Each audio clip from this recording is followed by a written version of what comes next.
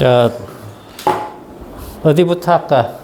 2단은 먼저 할까? 8단은 먼저 할까? 8단은? 오케이. 그래서 그러면 45분 하는 거야? 2시간 하는 거야? 가고 지금 그거니까 반반 하자. 반반 깔끔하게.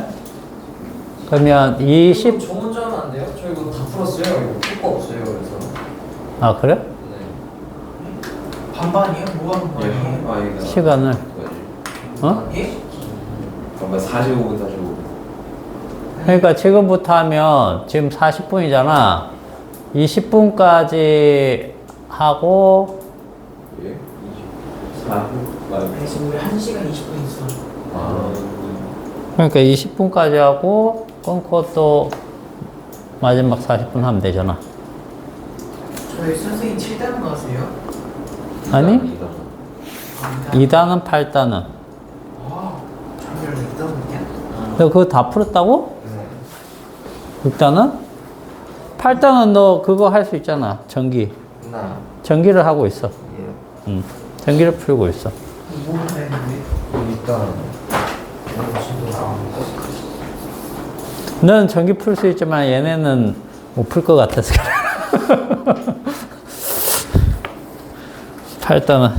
8단부터 해줄게. 아, 퀵테. 퀵테 이거 왜 이렇게 많냐, 전부 다. 아니, 제가 좀 에바예요.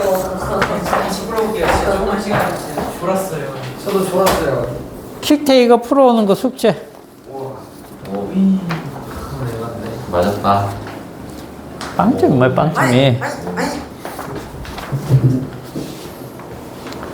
뭐야, 오. 3cm? 좋은데? 숙제야. 알겠지? 퀵테 풀어와. 230줄이 아니에요? 뭐야, 30줄이야. 그래서 근데 이거 이해가 안 되는 게요, 아예. 아니, 운동에너지가 2줄인데 어떻게 질량을 알 수 없는 물체의 16줄의 얘기를 할 수가 있을까요? 왜? 못해? 이 얘기를 못해. 질량을 구하면 되잖아.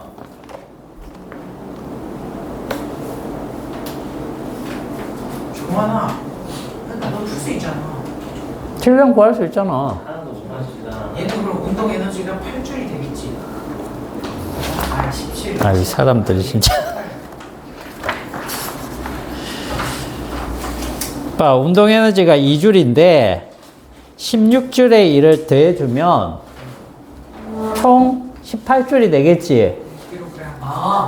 얘가 이 16줄을 해준 게 아니라 받은 거예요? 그래. 그럼 나는 괜찮은데. 숙제요. 프로들 오시고. 자, 거기 내용 한번 보세요, 내용. 그럼 종환이는 그거 할 거 해. 예. 갔다 오시고. 자, 온도 뭡니까, 온도? 온도 뭐라고 그랬어, 이거? 우리 다 했던 거야. 온도 따뜻한 정도. 차갑고, 따뜻한 정도를 뭘로? 숫자로 나타낸 거야. 그지? 숫자로 나타낸 걸 얘기한 거야. 에? 자, 그런데 온도에는 뭐뭐 있었어? 절대 온도, 섭씨 온도, 화씨 온도, 이런 거 있었지? 기억나나? 기억납니다. 자, 섭씨 온도를 뜻을 어떻게 정했느냐? 끓는 현상이 막 일어나. 물을 끓이면. 그죠? 물 가지고 있습니다. 물. 물의 끓는 점을 물로 했습니다. 물. 물의 끓는 점을 100도씨로 잡고요. 물이 얼 수 있겠죠? 어느 현상이 나타났을 때를 0도씨 이렇게 잡아가지고 사이를 몇 등분? 100등분 한 거야. 근데 화씨는 뭐야? 요거를 212도 F로 잡고 0도씨라고 했던 어는 점을 얘는 물의 어는 점을 32도 F로 잡았어. 그래서 요 사이를 180등분한 거야. 알겠지? 자, 근데 절대 온도는 뭐야? 그럼 절대 온도는? 절대 온도. 절대 온도는 물의 끓는 현상이나 어느 현상까지 따진 게 아니고 얘는 중요하다. 뭐 입자의 운동. 요게 활발한 정도를 가지고. 그래서 활발하면 온도가 높고 둔해지면 온도가 낮다 이렇게 보는 거야. 그런데 얘는 어떻게 사용하느냐 하면 섭씨 온도의 눈금 한 칸과 같은 눈금을 써요. 알겠어요? 예. 그래서 얘는 입자의 운동이 정지된 순간을 0켈빈으로 잡은 거예요. 0켈빈. 이게 뭐라고? 입자 운동? 공지. 그렇죠. 정지한 때를 얘기하는 거야. 근데 자, 여기서 이제 0켈빈이 있으면 여기서 섭씨 온도는 이때를 대략 얼마로 잡습니까? 약 마이너스 273도씨로 잡거든요. 알겠어요? 예. 그래서 요게 눈금이 이제 0도씨가 되면 이거는 몇 칸 올라가는 거야? 똑같이 올라가는 거죠. 그래서 273 켈빈이 된다. 100도씨가 되면 여기가 373 켈빈이 됩니다. 그래서 이 관계를 꼭 알아두셔야 됩니다. 자, 이 관계는 자, 절대 온도는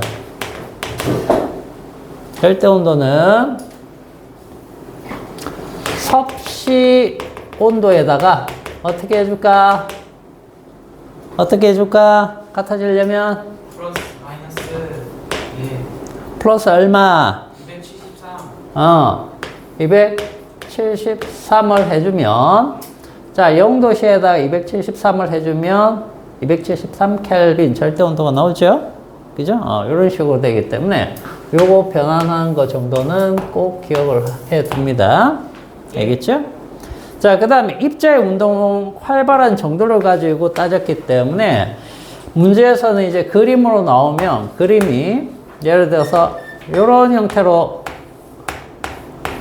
나온다는 거죠. 그죠? 이게 뭡니까? 활발한 정도를 나타내거나 또는 화살표의 길이 이런 것들 가지고 활발한 정도를 나타내기 때문에 봐두시면 되는 거야. 알겠죠? 자, 그 다음에 열의 이동 방법 봅시다. 열의 이동 방법.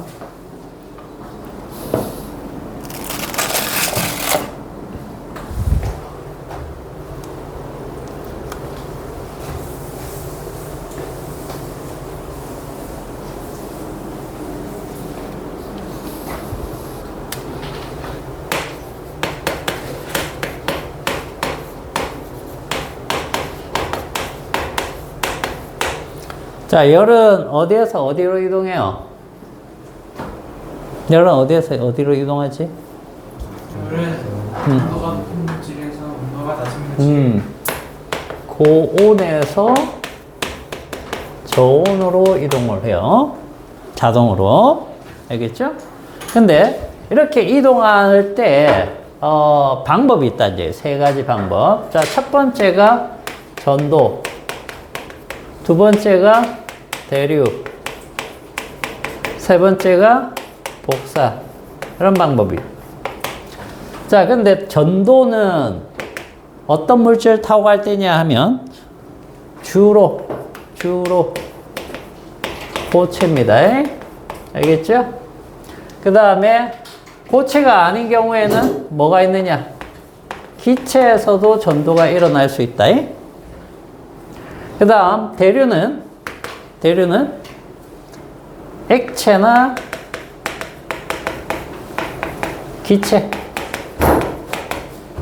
그 다음, 요건 매질이 필요 없죠? 물질이 필요 없습니다. 근데 이제 자세히 보시면, 여기 있죠, 요거. 여기도 기체가 있고, 여기도 기체가 있단 말이지.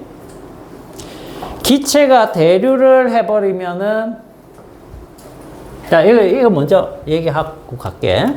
전도라는 건 뭐냐면, 전도라는 것은 쇳덩어리를 이렇게 본다라고 하면, 요것들이 원자, 뭐, 이렇게 보시면 되겠죠? 그죠? 예, 입자입니다. 물질 구성하는 입자예요. 여기다가 불을 이렇게 가열해주면, 얘네가 진동을 하죠, 제자리에서. 제자리에서 막 진동을 하는데 그 진동 정도가 더 활발해지면서 주변 입자들을 충돌시켜가지고 옆에도 점점점 활발하게 이렇게 만들어준다고. 그래서 순차적으로 열이 이쪽으로 이동해 가는 그런 형태를 우리가 전도라고 합니다. 자, 전도는 뭐라고요? 주변 입자에게 충돌에 의해서 열을 전달하는 방식이에요. 알겠죠? 자, 입자가 직접 갑니까? 예. 직접 가지 않습니다. 입자가 내가 저기까지 열을 전달할 건데 저기까지 가지 않는다는 뜻이에요. 여기 쳐주면 얘가 또 쳐주고 이렇게 간다는 뜻이에요. 자, 근데 대류는 어떻습니까? 대류는 자, 여기서 이렇게 가열해주면 여기 뜨거워진 입자가 이렇게 빙빙 돌게 돼 있죠. 근데 입자가 돌면서 주변 애들을 치면서 자기는 점점 열을 빼앗기기 때문에 열이 낮아지면 이렇게 아래로 내려오거든요. 그래서 이렇게 계속해서 순환을 하는 이런 현상을 우리가 대류라고 합니다. 그럼 얘는 뭡니까? 직접 갑니까? 안 갑니까? 입자가 직접 갑니다. 열을 가지고. 알겠어요? 얘는 입자가 직접 가는 거고 얘는 입자가 직접 가지 않고 열만 전달하는 겁니다. 자, 그런데 얘는 뭡니까? 입자 같은 거 필요 없어요. 거치지 않습니다. 뭐가? 열이 직접 가는 거야. 열이 직접. 자, 그러면 봐봐. 얘는 입자가 입자로 열만 전달해. 열만 전달. 그죠? 얘는 입자가 열을 가지고 전달하는 거죠. 얘는 열만 전달하는 거예요. 입자 거치지 않는다. 이런 차이들이 있다는 거예요. 그러면 봐봐. 이때랑 이때는 무엇의 차이일까? 여기랑 여기. 자, 대류를 하면, 기체가 대류를 하면 골고루 열이 잘 전달돼요. 근데 기체가 전도를 해버리면 어떤 현상이 생기느냐면 옆에 애를 쳐고 자기는 저기까지 가지 않는다는 뜻이거든. 그렇기 때문에 옆에 애를 치는 게 쉬울까 어려울까? 고체보다 훨씬 어렵겠죠. 그죠? 그렇기 때문에 기체를 전도의 방식으로 해버리면 열 전도가 굉장히 떨어지기 때문에 얘는 뭘로 쓸 수 있다? 단열재로 쓸 수 있어요. 그러나 이렇게 되면 단열재를 못 쓴다는 뜻입니다. 알겠습니까? 그래서 우리가 패딩 입고 왔죠? 패딩 속에 뭐가 많죠? 솜털이 많아서 공기를 많이 잡고 있다는 거야. 그 공기는 전도를 시키는 공기예요. 그렇기 때문에 단열 효과가 큽니다. 알겠습니까? 근데 그 공기가 만약에 대류를 속에서 하고 있다. 그러면 패딩 입으면 추울 거야. 그렇겠죠? 그럴 거 아니야. 자, 그런 의미로 받아들여 주시면 되겠습니다. 저게 전도를 하는지 딜을 하는지 마음대로 할 수 있어요. 마음대로가 아니죠. 공간이 굉장히 작아지면 전도 형태가 되고, 알겠어요? 큰 공간에 기체들이 모여 있으면 대류 현상이 강해지는 겁니다. 그래서 우리가 패딩, 솜털을 많이 넣지, 만약에 그냥 깃털도 있죠. 큼지막한 거. 그런 걸 많이 섞어버리면 어떻게 됩니까? 솜털은 그 사이사이에 뭡니까? 공기 구역이 나눠지는 거죠. 근데 큰 깃털을 막 쌓았다. 그러면 그보다 훨씬 큰 구역의 공기가 되겠죠. 그러면서 대류 현상이 강해지는 겁니다.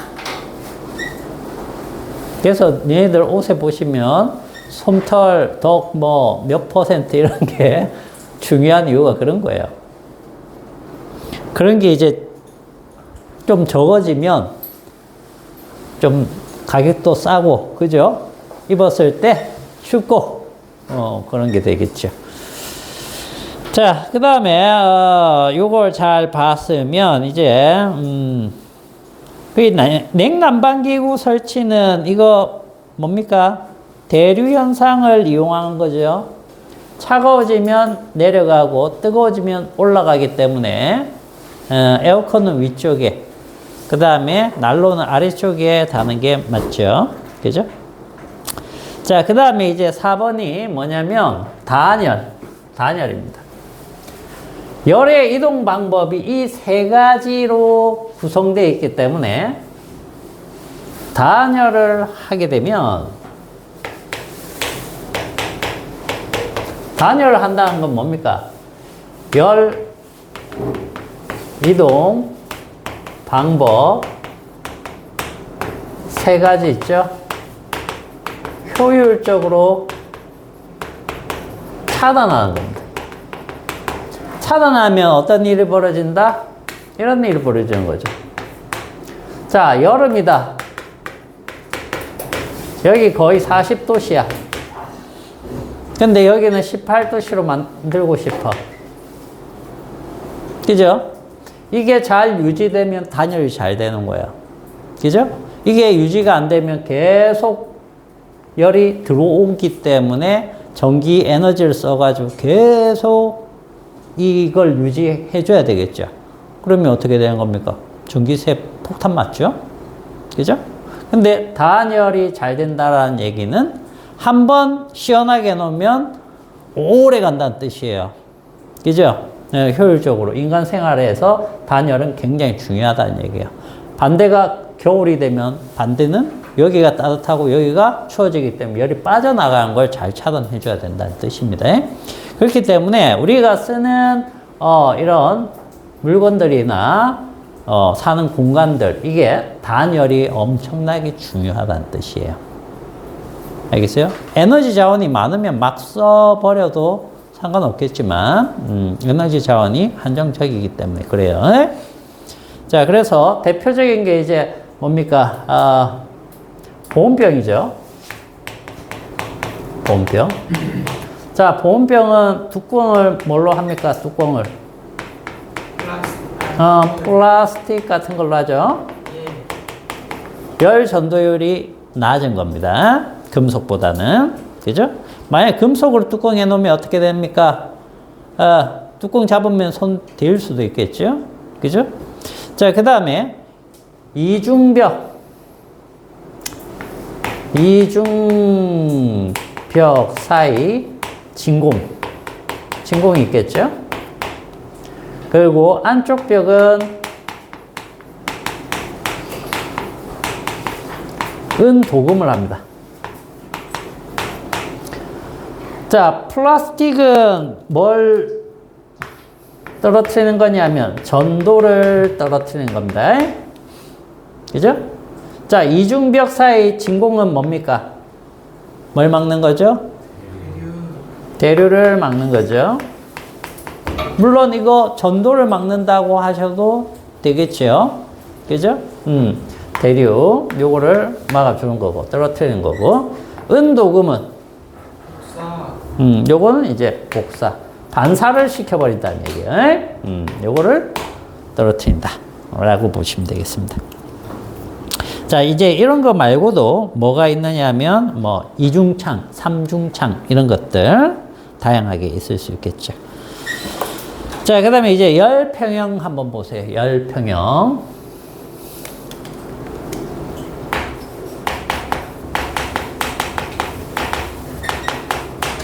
자, 열평형이라는 것은 뭐냐면 A라는 물체랑 B라는 물체가 접촉이 되어 있을 때 하나가 고온이고 하나가 저온이라고 하면 이 둘 사이에서만 열이 전달된다라고 하면 자, 고온에서 저온으로 이렇게 열이 가겠죠? 얘들아 하나 물어볼게. 예. 이때 저온에서 고온으로는 열이 가요, 안 가요? 네? 안 가죠. 절대 안 가요, 진짜. 하나도 안 가요. 노띵. 엔트로피 눌러. 정유라. 자, 이 상태에서 저온에서 고온으로 열이 가요, 안 가요? 갑니다. 갑니다. 아니, 선생님이 그거라고 했잖아요. 뭐, 비가 어쩌고. 자, 가는데, 그러니까 그걸 이제 알려주는 거야. 어떻게 가느냐. 이쪽으로 가는 양, 이쪽으로 가는 양, 이렇게 있다는 거야. 결국 R자양이 어떻다는 얘기입니까? R자양이 반드시 이쪽으로 가야 된다는 뜻이에요. 그게 뭐다? 비가역 현상이 되는 거예요.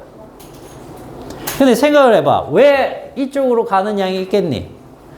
저온의 물체라고 해서 입자들이 전부 다 동일한 에너지를 가지고 있을까요?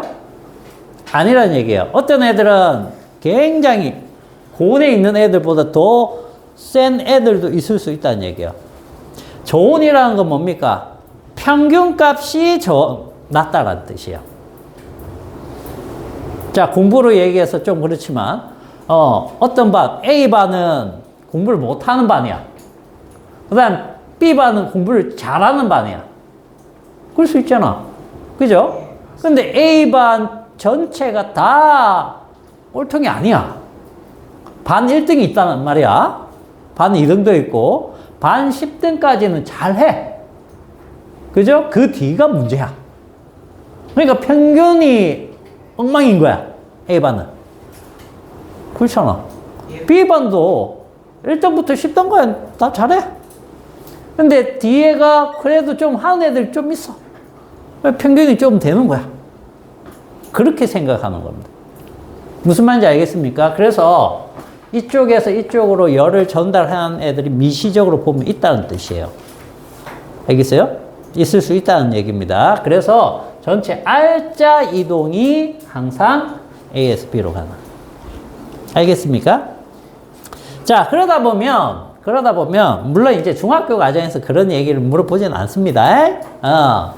자, 이렇게 가다 보면 얘는 점점점 온도가 떨어지고 얘는 점점 온도가 오를 테니까 어떻게 되겠어요? 두 개가 온도가 같아지는 시점이 생기겠죠? 그러면 이제 어떻게 열이 이동하겠습니까? 열 이동합니까? 안 합니까? 두 개가 온도가 같아졌어요.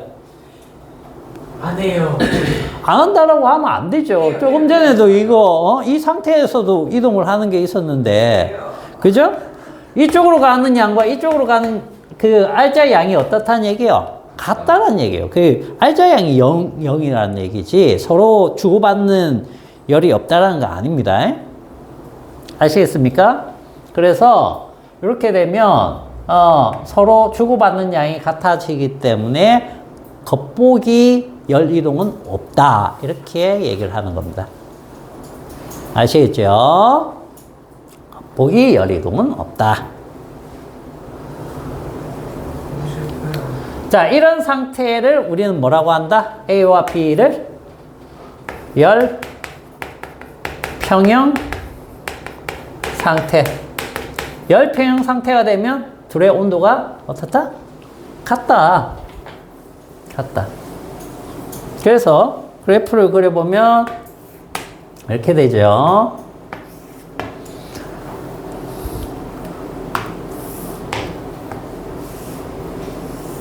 그렇게 됐을 때 여기가 이제 열평형 구간이 되는 거죠.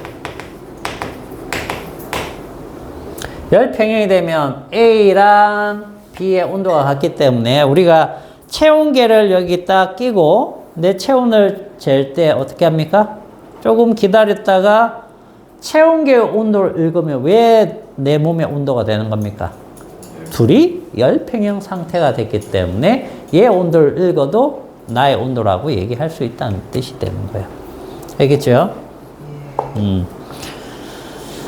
자, 그리고 여기서 이제 꼭 알아둬야 될 게, 열평형 상태가 되면, A, 고온의 물체. 자, 1은 열량과 저온의 물체가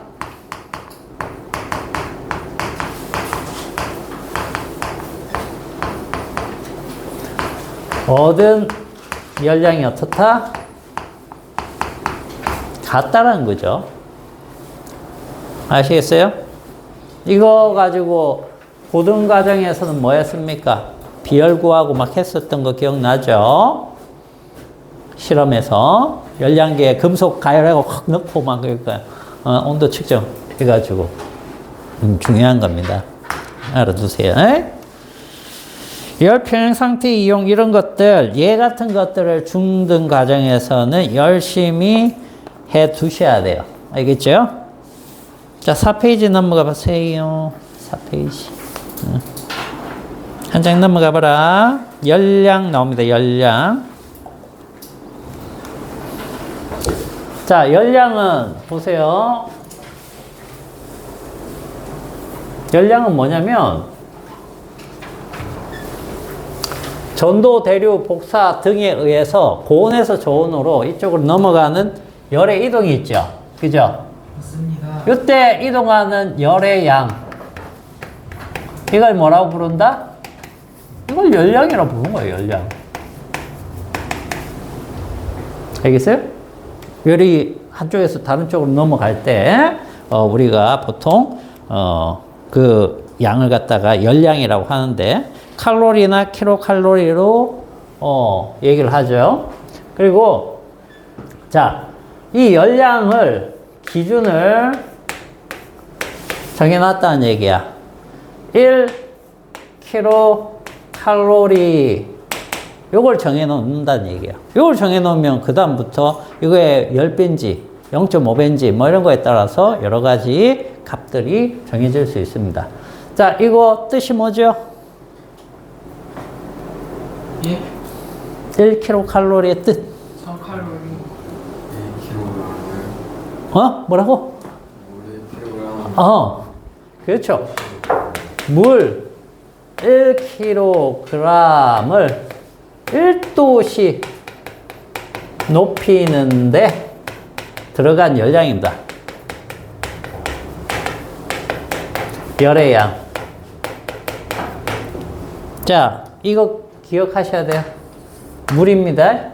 그 다음에 이게 킬로칼로리면 이 킬로그램이고 칼로리면 그램이라고 하시면 돼요. 알겠죠? 요거를 1도씩 높여요. 이렇게 정의를 해놨다는 얘기야. 알겠어요? 그래서 요거 꼭 기억을 합니다. 나중에 비열 가면요. 비열 우리가 예전에 배웠으니까 비열은 이게 정해져 있지 않습니다. 어떤 물질. 차이점이 이거예요. 어떤 물질 1kg을 1도씩 높이는데 필요한 열량입니다. 당연하죠? 어떤 물질인지 모르겠는데 어떤 물질이라고 했을 때 요게 1kg을 1도씩 높이는데 필요한 열량이 물질마다 다 다르다 그 뜻입니다. 다 다르다. 근데 물은 딱 이렇게 되기 때문에 물의 비열이 정해져 버린다는 뜻이에요. 알겠어요? 그렇게 이해를 하시면 되겠습니다. 자, 열량과 온도 변화. 자, 열량과 온도 변화는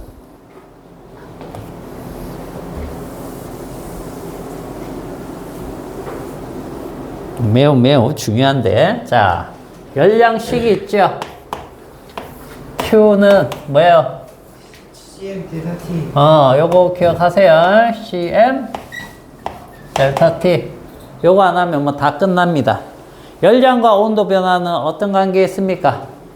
열량과 온도 변화. 그건 비례관계죠. 예. 그죠? 열량과 온도 변화는 비례관계입니다. 자, 그림 보세요. 그림 보면은 다 물 1kg, 1kg인데 마지막 건 물 2kg이다. 그죠?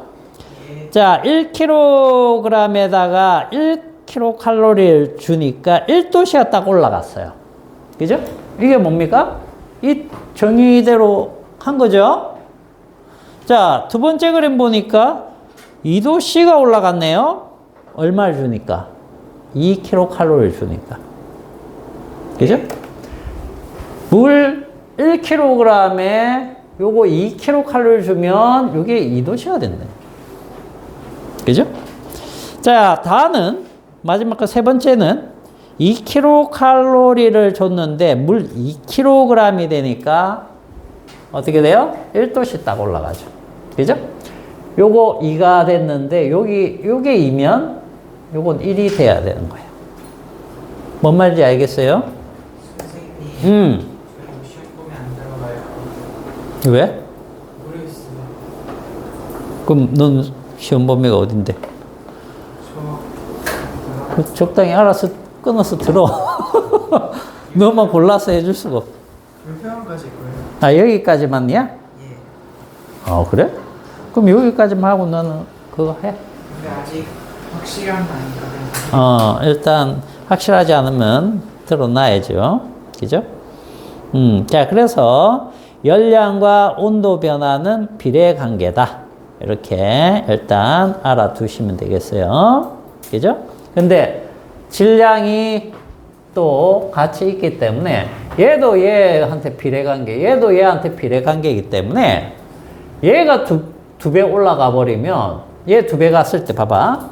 얘 2배 이렇게 되는데 얘가 2배가 되면 얘는 1배가 돼야 돼요. 그죠? 자, 얘 2배 됐는데 얘는 1배면 얘가 2배가 돼야 된다는 뜻이에요. 그죠? 얘가 만약에 4배가 됐는데 얘가 2배면 얘도 같이 2배가 돼야 돼. 이런 개념. 왜? 한 물질에 대해서 요거는 일정하니까. 이렇게 생각하면 쉬워요. 알겠죠? 자, 그 다음에 이제 비열이란 것은 여기에서 이게 비열이기 때문에 비열은 어떤 물질 1kg을 1도씨 높이는데 필요한 열량이다 라고 해서 C는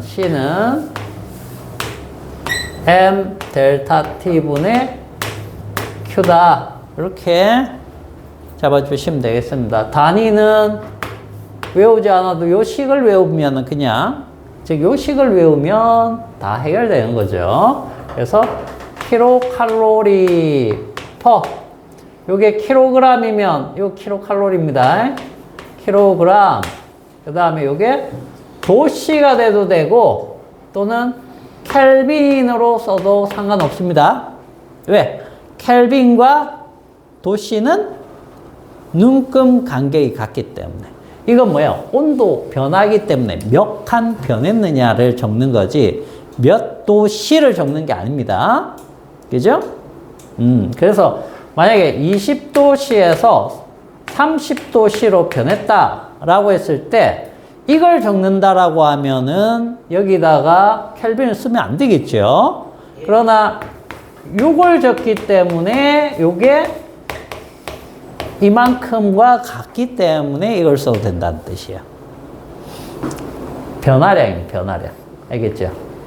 얼마나 변했느냐. 그건 같다는 얘기예요. 자, 되겠죠? 자, 그 다음에 비열의 특징 보시면 물질을 구별하는 특성입니다. 왜? 물질마다 다르기 때문에 그래요. 알겠죠? 그리고 같은 물질이면 비열이 같습니다. 오케이? 자, 그 다음에 비열이 작은 물질은, 자, 비열이 작다. 비열이 작으면 온도 변화는 어떻다? 크다. 반대는 반대로 되겠죠. 그죠? 그래서, 자, 열평형 그래프가 아까 이렇게 나왔어. 자, 여기 A고 여기 B야. 자, 어떤 것이 비열이 큰 물질일까요? 둘 중에 A, B 중에 어떤 게 비열이 커요? B 답이 다른데? B요. 잠깐만요. 그러나 당연히 B지. 아닌가? 잠깐만요. 논리적으로 설명해 보세요. B는 같은 시간 동안 온도 변화가 적어요. 더 적어요. A가 더 큰 거 아니야? 같은 시간으로. 비열이 큰 걸 물어봤죠, 선생님이? 아, B죠, 그러면. 자, C는 M 델타 T분의 Q 이렇게 했을 때 요 값이 어떻습니까? 일정하죠? 그죠? 요게 일정하기 때문에 결국 C는 무엇에 관계되는 거야? 온도 변화. 알겠어요? 비열은 온도 변화와 관계가 있다라고 생각을 하시면 되겠어요. 자, 그렇게 해서 물론 이거는 이제 질량을 아는 경우입니다. 질량을 아는 경우의 얘기고, 자, 그래서 거기 가열 시간 온도 그래프 분석돼 있죠? 식용유하고 물 중에 어떤 게 비열이 크다? 응? 물. 온도 변화가 적은 것이 비열이 큰 겁니다. 자, 그렇게 잘 체크를 해 두시고. 자, 그래서 거기 보시면 이제 질량이 같을 때 같은 열량을 가한 경우 그러면 온도 변화는 비열이 큰 게 온도 변화가 작겠죠. 그죠? 온도 변화가 큰 물질일수록 비열이 작다. 이렇게 빈칸에 들어가면 되겠고. 그 다음에 비열이 같을 때는 같은 열량을 가하게 되면 온도 변화가 큰 물질일수록 뭐가 작을까? 뭐가 작을까? 비열이 같을 때인데? 질량. 그래. 봐봐. 지금 비열이 같을 때 그죠? 같은 열량을 받았어. 그러면 뭐 남아? 이 두 개만 남죠. 이 두 개가 어떤 관계인데? 비례 관계야, 반비례 관계야?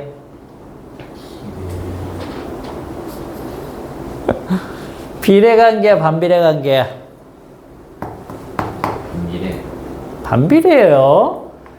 같은 분모에 있는데 곱하기로 되어 있으면 반비례입니다. 알겠어요? 알겠습니다. 얘들아, 이거 봐봐. 등식을 중심으로 해갖고 여기 분자, 이쪽 분자면 얘랑 얘 비례, 얘랑 얘 비례, 얘랑 얘 비례죠. 근데 한쪽에 같이 모여 있는데 같은 분자나 같은 분모끼리 곱해져 있으면 얘랑 얘 뭐? 반비례, 얘랑 얘 뭐? 반비례, 얘랑 얘 뭐? 반비례. 이렇게 되는 거예요. 알겠어요? 자, 비열에 의한 현상, 그거, 해류풍이 있는데, 요거 해류풍부터는, 그럼 다음에 설명을 하도록 하겠고, 됐어요? 해류풍부터 다음 시간에 하자 그래. 여기까지 내용 공부하고 문제를 푸세요. 문제 싹쫙 풀어. 쫙쫙. 갔다 오시고. 자, 그 다음 정률이 전기부터 하면 되지.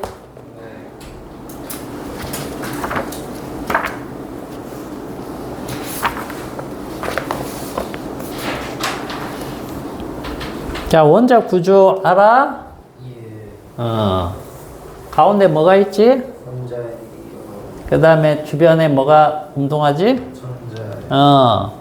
원자핵과 전자 중에 누가 질량이 커? 원자의 원자핵. 그러면 저기 뭐야? 원자핵 안에는 뭐가 있어요? 양성자하고 중성자. 양성자하고 전자는 전하가 어때요? 반대. 양은? 같아요. 같아요. 질량은 다르지만 그게 같아요. 자, 그런데 얘네들은 뭐가 원자에서 나가거나 들어올 수 있죠? 전자예요. 전자.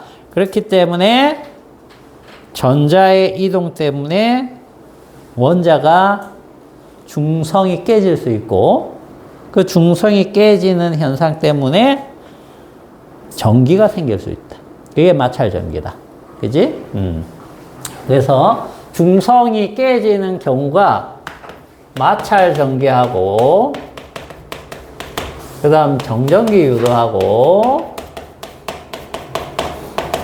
하나 더 얘기한다면 접촉도 있어요. 접촉도. 접촉대도 전기를 띨 수는 있습니다. 그런데 요거는 이제 우리가 여기에서는 다루지는 않죠. 그죠? 자, 마찰 전기는 A하고 B를 마찰시켰다. 그러면 이쪽에서 이쪽으로 만약에 뭔가가 넘어간다라고 하면 뭐가 넘어가지? 전자가 이동하죠. 그럼 얘는 뭘로 대전돼요? 플러스. 플러스 전하. 얘는 마이너스 전하. 그래서 이 둘 사이에서는 항상 어떤 힘이 작용한다? 인력. 그래서 붙으려고 한다. 그죠? 왜 넘어가는 거예요? 마찰을 시킬 때 왜 넘어가냐 하면 원자랑 원자들이 굉장히 가까워지겠죠. 표면이지만. 붙지는 않지만. 근데 그 원자들이 얘를 구성하는 원소가 있고 여기 구성하는 원소들이 있을 거 아니야. 그러면 전자들을 더 좋아하는 정도가 원소마다 조금씩 다르죠. 그죠? 그런 것 때문에 이동을 할 수 있다는 거죠. 그래서 서로 다른 물질끼리 마찰시켜야지 정전기가 생기지. 같은 종류의 물질끼리 마찰시키면 안 된다는 뜻이에요. 알겠어요? 그래서 대전열이 나오잖아. 대전열이 예를 들어서 뭐 털가죽부터 해서 에보나이트 막대, 그 다음에 뭐 A, B, C, D, E 뭐 이렇게 있다라고 했을 때 대전열이 의미하는 게 뭡니까? 이렇게 마찰시키면 잘 일어나고 이렇게 마찰시키면 일어나긴 일어나는데 대전량이 적다. 그런 거죠. C랑 C를 마찰시켰다? 대전이 안 된다는 뜻이에요. 그게 바로 그런 원소 간의 전자를 더 좋아하고 덜 좋아하고의 차이들 때문에 전자들 실제로는 이동할 수 있다는 뜻이 되는 거예요. 근데 음. 금속 원소 애들이 이제 끝에 가 있어야 되는 거 아니에요? 제일 잘 주는 쪽으로. 근데 털가죽이 잘 되는 거예요. 이거는 마찰에 대한 거지. 금속은 얘네들이 어떻게 된다고 했어요? 고정 딱 돼 있다 탁탁 튀어나가는 게 아니고 전자가 힘을 받아서 이쪽으로 가면 다른 것들의 영향을 또 다 받거든. 전자의 바다에 금속 원자핵들이 박혀서 유동할 수 있는 형태다라고 얘기를 하잖아. 그래서 좀 달라요.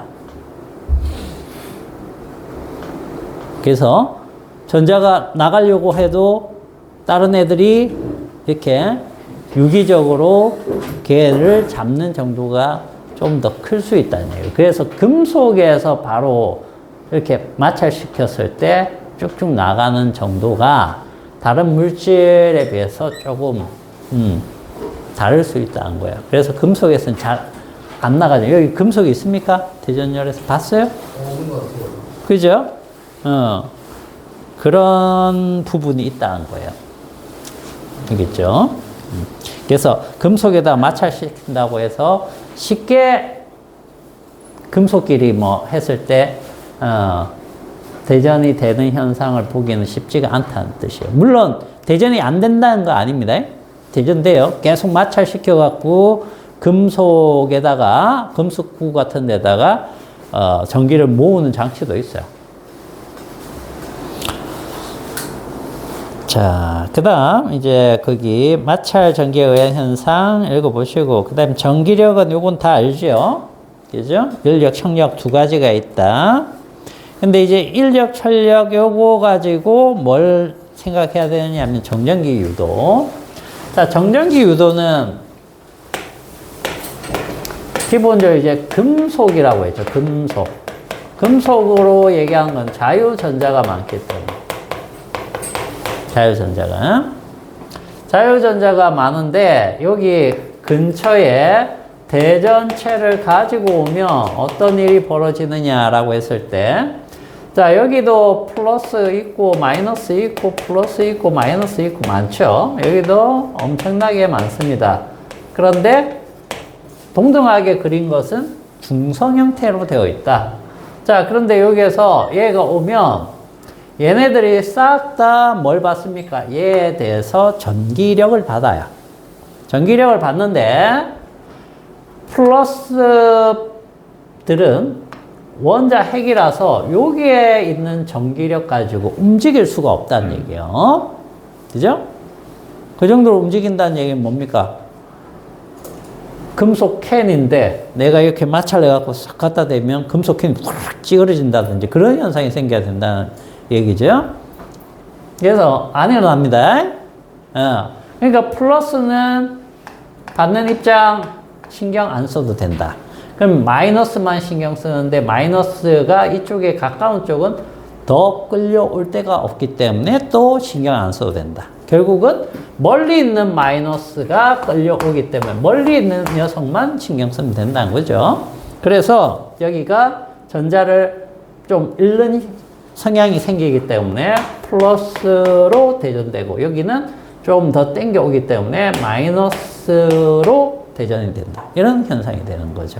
그죠? 이게 이제 정전기 유도가 되는 겁니다. 그래서 대전체가 오면 가까운 쪽은 다른 종류, 먼 쪽은 같은 종류로 대전되는 현상이다. 우리가 이렇게 얘기하는 거죠. 그래서 전자의 이동이다. 이것도 전자의 이동. 이렇게 생각을 하시면 되는 거예요. 자, 그 다음에 이 정전기 유도를 가지고 검전기를 우리가 사용하죠. 그죠? 검전기. 선생님, 근데 여기 전기 안 하면 안 돼요? 그래. 오케이. 다 아는 거니까. 그래서 내가 아까 물어봤잖아. 전기부터 해. 그러니까 네가 전기부터 해요. 그랬잖아. 저희가 단만, 빈칸만 단만 체크하고 자기로 넘어가는 거구나. 그래. 오케이. 체크해봐. 그러면. 답 모르나? 답지 없지? 네. 왜? 나도 답지 없네. 선생님 팔당은 같이 있으세요.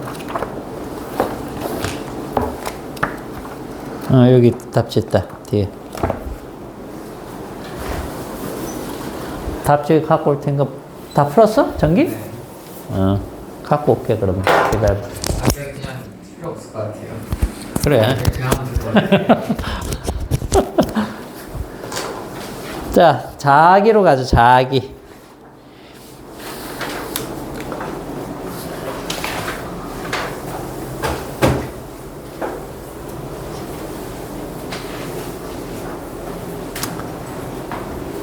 자, 다 알면 재미가 없다. 그죠?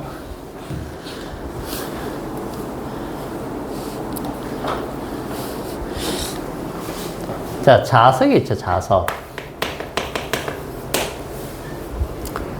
자석은 N극, S극이 있는데 우리가 자석이 어떤 쇠붙이나 아니면 자석에 영향을 주는 힘이 있습니다. 그 힘이 작용하는 공간을 뭐라고 한다? 자기장. 그리고 그것을 모양을 알기 위해서 주변에다 뭐 뿌려봅니까? 철 그거. 철가루를 뿌려보죠. 그럼 모양이 막 나타난다고. 모양이. 이렇게 모양이 막 나타나겠죠? 이런 모양을 갖다가, 즉 자기장의 모양을 가상의 선으로 우리가 나타낼 수 있어요. 가상의 선. 이 가상의 선을 뭐라고 한다? 자기력선. 근데 자기력선은 우리가 방향을 제시를 해요. 방향. 방향은 어떤 방식으로 정합니까? 방향은 내가 알고자 하는 부분, 여기다, 또는 여기다, 여기다, 이렇게 있을 수 있죠. 아, 그 나침반.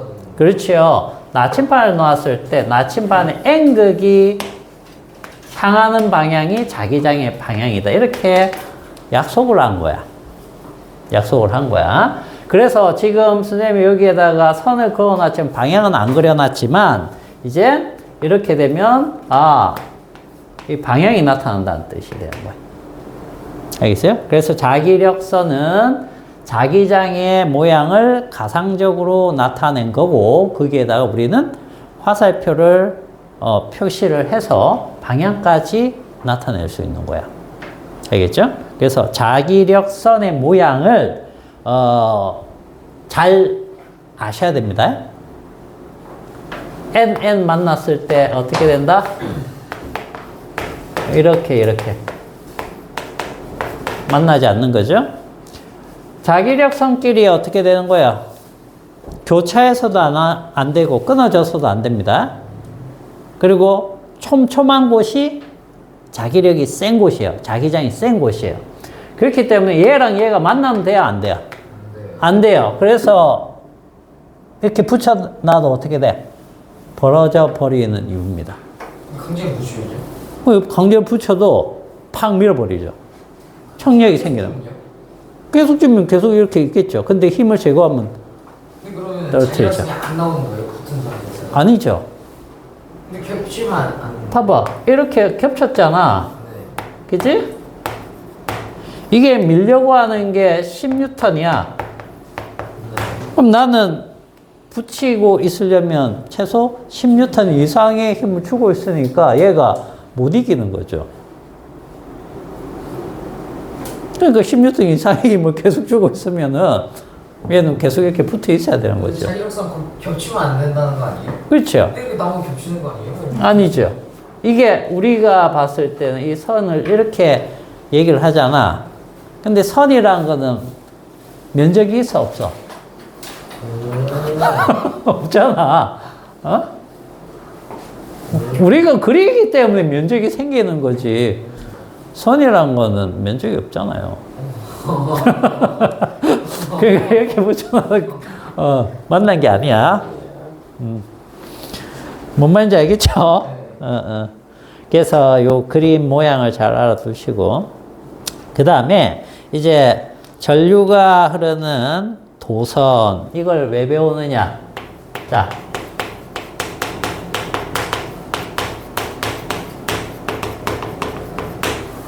자, 얘는 전류가 흐르면 주변에 뭐가 생기느냐? 자기장이 생겨버려요. 이것 때문에 배운다는 얘기야. 즉, 이걸 우리가 보통 뭐라고 합니까? 영구자석이라고 하죠. 그죠? 영구자석. 영구자석만 자기장이 있는 줄 알았는데 아니더란 얘기야. 전류 주변에도 자기장이 있더란 얘기야. 알겠죠? 그래서 전류를 배우는데 전류가 어떻게 흐르는지 모양에 따라서 모양은 사실 도선의 모양이 되겠죠. 전선의 모양.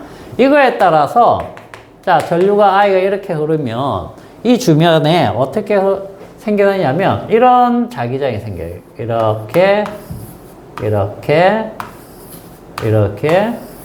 이런 식으로 여기도 당연히 이렇게 계속 생기겠죠?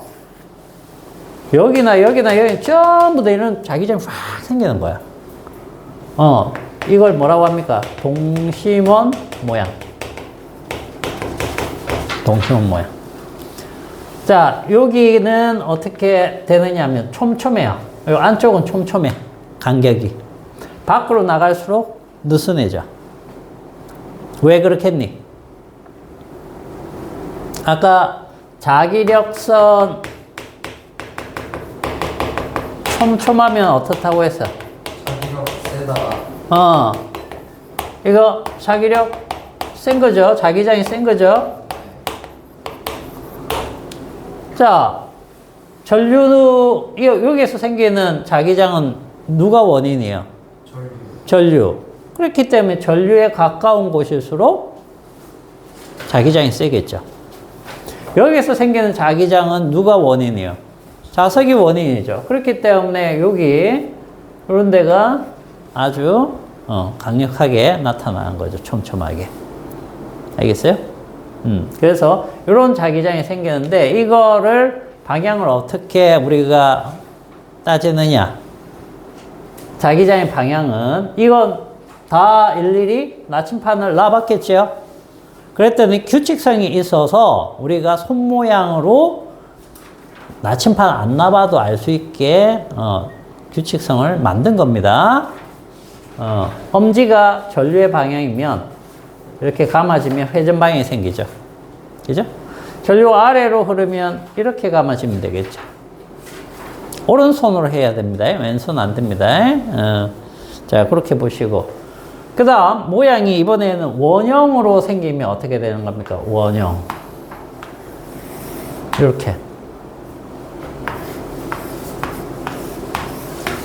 자, 원형 도선일 때도 우리가 알아보기 위해서 이렇게 판을 끼워갖고 해놓으면, 자, 전류가 만약에 이 방향으로 흐른다.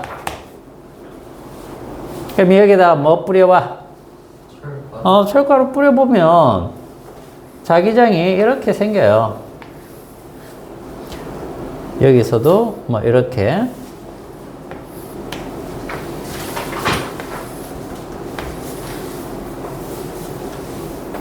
자, 이런 식으로 생기겠죠.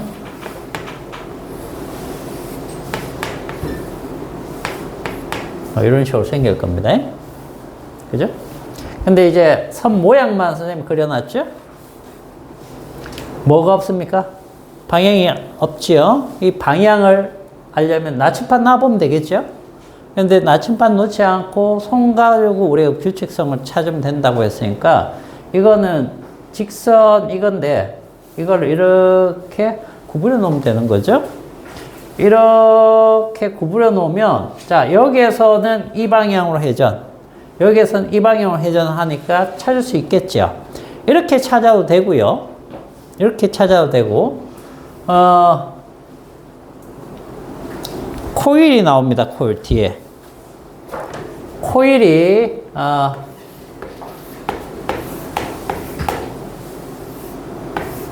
이렇게 선을 감아 놓은 거라고 생각하면 되는데 요건 이렇게 지워놓을게요. 자, 전류가 이렇게 흐르면 얘도 이렇게 전류가 이렇게 해서 이쪽으로 내려오겠죠? 그죠? 이때는 얘는 이 엄지가 뭐였습니까? 전류 방향이고 손가락 4개가 자기장 방향이었는데 이때는 반대로 손가락 4개가 전류의 방향으로 감아지고 엄지를 피면 이게 자기장 방향이다. 이렇게 생각하는 겁니다. 자기장 방향. 자기장이 이렇게 나간다. 엄지 쪽에서. 그럼 이쪽에 들어와야 되겠죠? 그 얘기는 이걸 하나의 막대 자석으로 보면 여기가 N, 여기를 S로 볼 수 있다는 뜻이에요. 그죠? 그러면 자, 요거 한번 봅시다. 요거를 그냥 휜 척 하면은 여기 이렇게 잡아서 찾을 수 있지만 요거랑 비교를 하면 이렇게도 할 수 있어요. 얘는 한 번 감은 코일이고, 그죠?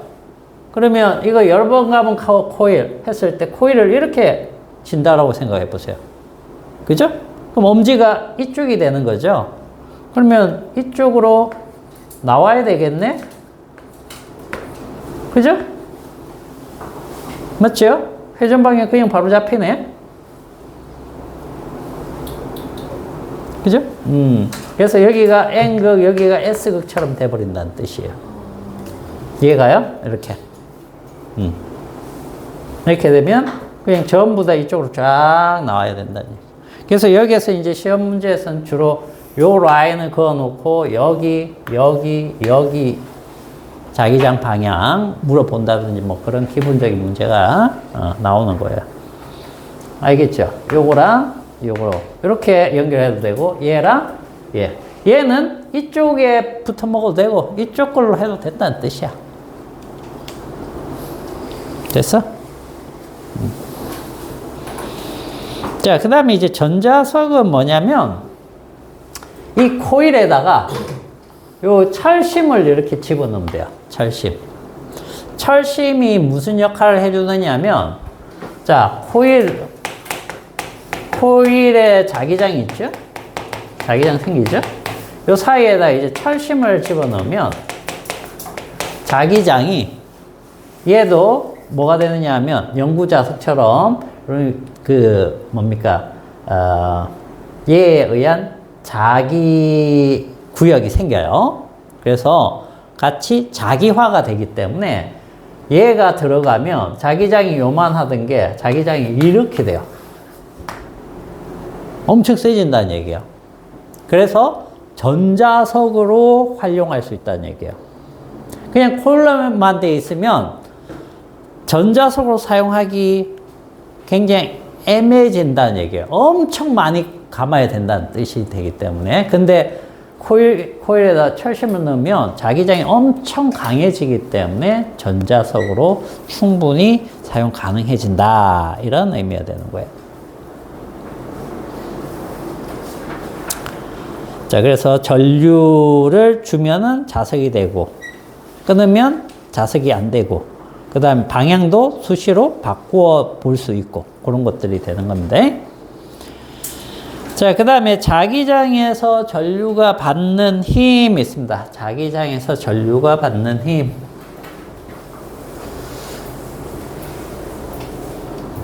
자, 이건 무슨 말일까?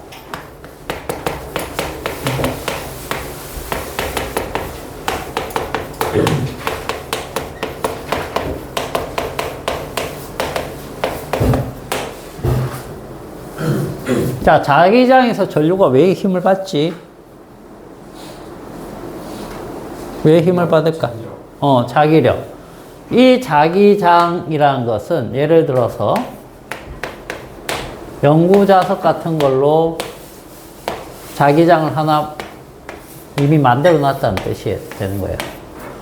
그죠? 꼭 영구자석일 필요는 없겠죠. 그죠?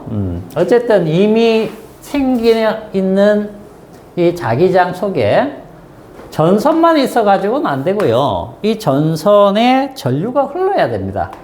전류가 흐르면 얘가 뭘 하는 겁니까? 이런 자기장을 만들죠. 그죠? 빙빙빙 도는 자기장을 만들 거 아니야. 그러면 이걸 단면도를 딱 봐버리면, 단면을 보면, 자, 이쪽으로 들어가는 전류다. 그죠? 그러면은 이런 자기장을 만들 텐데 여기에 이쪽으로 오는 자기장이 만나면 어떻게 되냐? 실제로는 이쪽은 같은 방향이 되고 이쪽은 반대 방향이 되기 때문에 자기장이 실질적으로는 이런 형태가 될 수 있다는 뜻이에요. 그리고 여기는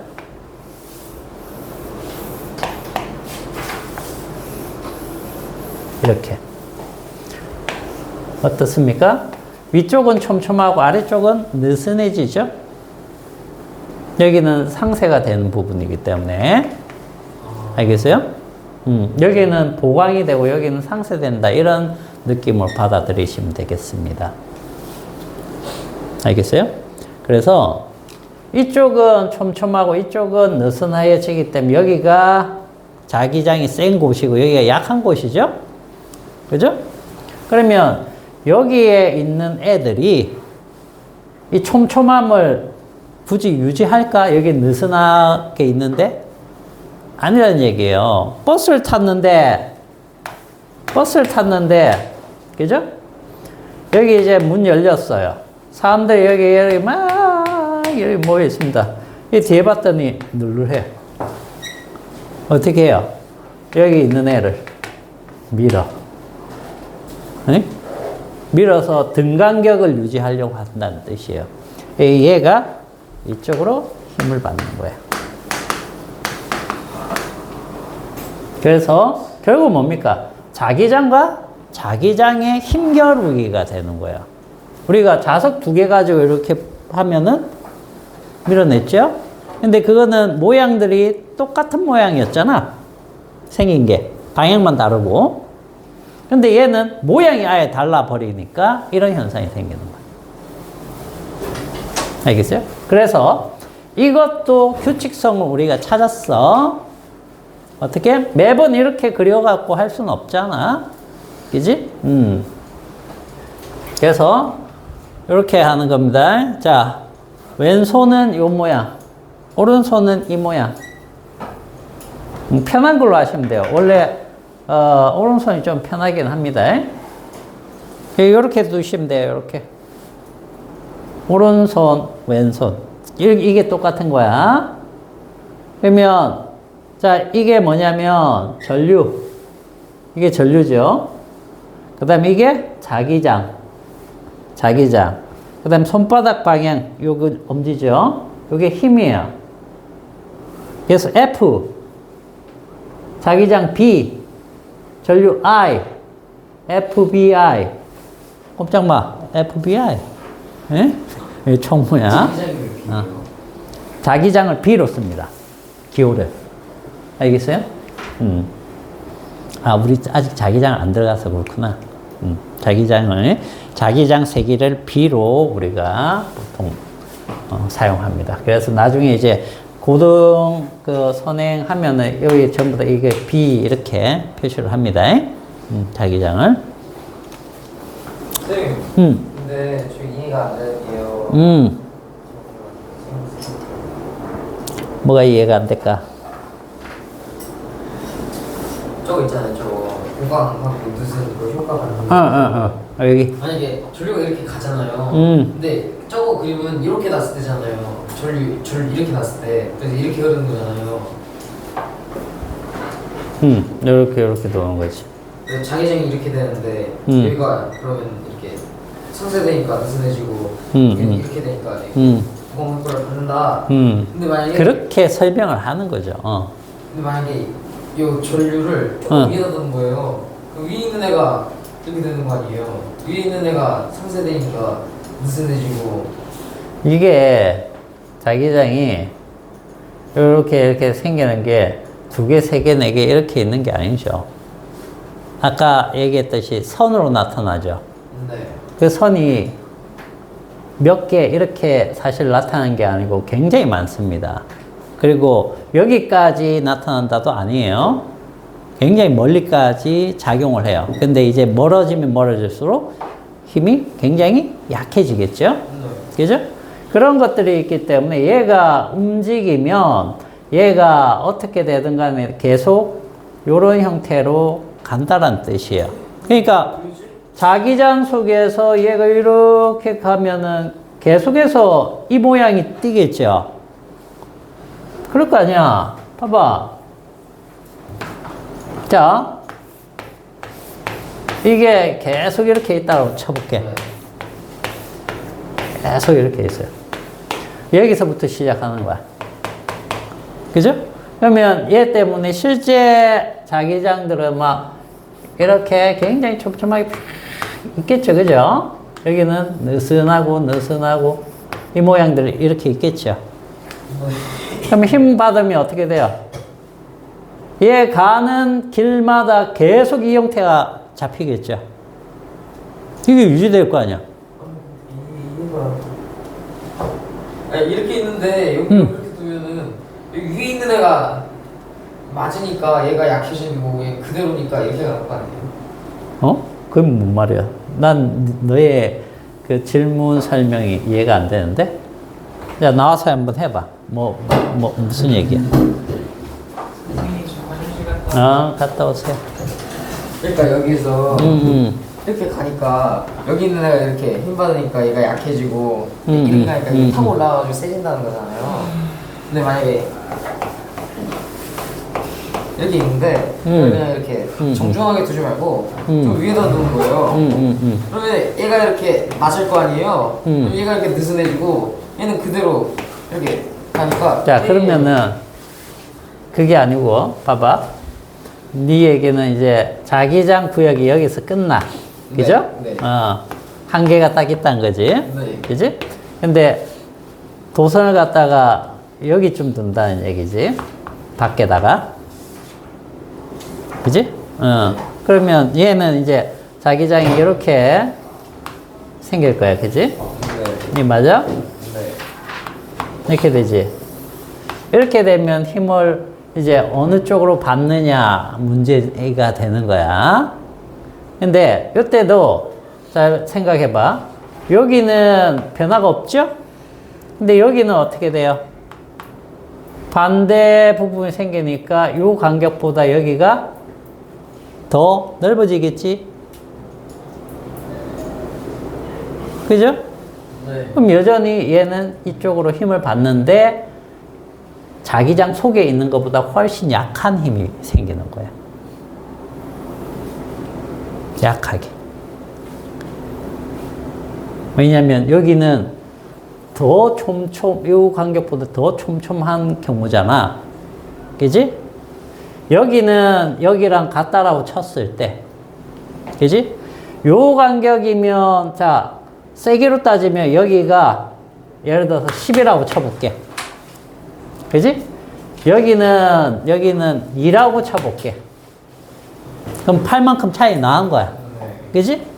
자, 그런데 여기는 5라고 한번 쳐볼게. 그쵸? 중간 정도니까. 이 사이 정도니까. 5라고 써도 되겠죠? 그럼 여기는 2가 됐죠? 그럼 여전히 여기가 여기보다 더 촘촘하기 때문에 힘을 받긴 한다는 뜻이야. 그럼 이렇게 있으면은 여기 위에 있는 애한테 이렇게 봤는데 저렇게 있으면은 전류로 인해서 생성된 자기장. 그렇지. 그 자기장하고 상관관계가 있다는 거죠. 그런 의미예요. 그러니까 무슨 뜻이냐면 상대적인 자기장 세기가 달라지면 그 차이에 의해서 도선이 힘을 받는다는 뜻이 돼요. 뭔 말인지 알겠어요?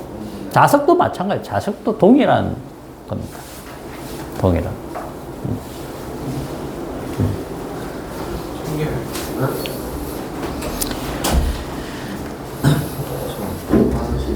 갔다 오세요.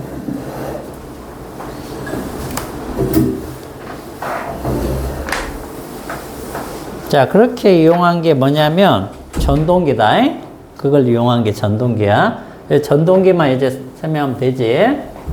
전동기는 이건 뭐 쉽게 찾을 수 있을 거야. 저기 N급.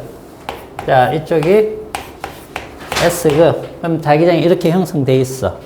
근데 도선을 이렇게 넣었단 말이야. 그죠? 그 전류가 먼저 들어갑니다. 전류 I.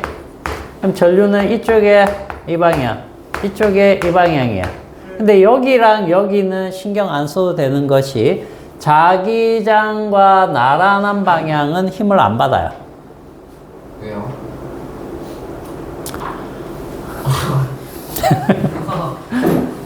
시계 약간 사인 세터 그런 게 있나? 코사인. 코사인 세타. 코사인 여기는 1 아니에요? 사인 세타. 코사인이 아니라 사인 세타. 신이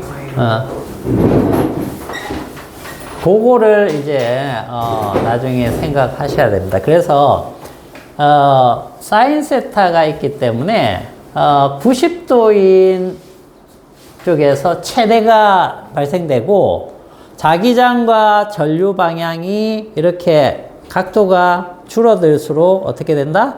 자기장 세기가 약해지는 거예요. 알겠어요? 그래서 자, 여기 수직인 부분만 생각을 하면 되겠다. 그럼 수직인 부분에서 자, 얘는 힘을 어느 쪽으로 받죠? 얘가 뭐죠? 얘가 요쪽 도서. 여기. 위 맞나? 보자. 위. 이쪽으로 힘을 받죠? 이쪽으로 힘 F. 그럼 여기는 아래. 이렇게 되겠죠. 그럼 회전하려고 한다는 뜻이야. 회전이 일어날까? 예. 이렇게만 되어 있으면, 구성되어 있으면 안 일어나요. 왜냐면 얘가 이렇게 뒤집어지잖아. 뒤집어지면 어떻게 되느냐면 이쪽은 전류가 이렇게 되겠죠? 여기가 사실 꼬인 겁니다. 이렇게 뒤집어졌기 때문에 여기는 이렇게 되겠죠? 그죠? 맞아요? 예. 그러면 여기는 힘을 어느 쪽으로 받아? 그쵸? 얘는 위쪽으로 받는다며. 그럼 다시 이쪽으로 돌아가려고 하겠죠. 그래서 요 부분에 뭐가 필요하느냐? 정류자라는 장치가 필요해요. 정류자. 정류자만 설명을 해볼게. 정류자는 그림을 그려볼게요, 선생님. 자, 여기 전선. 그 다음.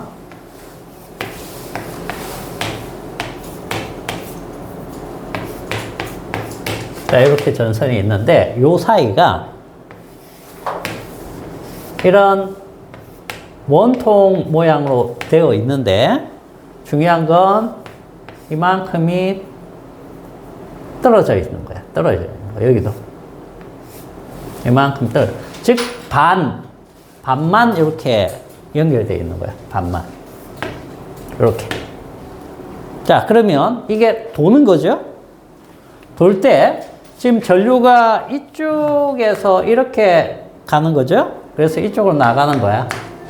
그럼 이게 이쪽으로 오면 똑같은 전류 방향이 형성되는 거야. 똑같은 전류가. 그것을 만들어준 게 이거야. 그렇기 때문에 힘은 계속적으로 이 형태가 유지돼서 그때 회전이 오고. 이 부분만 잘 공부를 하시면 돼요. 알겠죠? 책에 그림이 있으니까 그거를 한번 보시면 돼요. 저렇게 돼 있으면 다 누전되는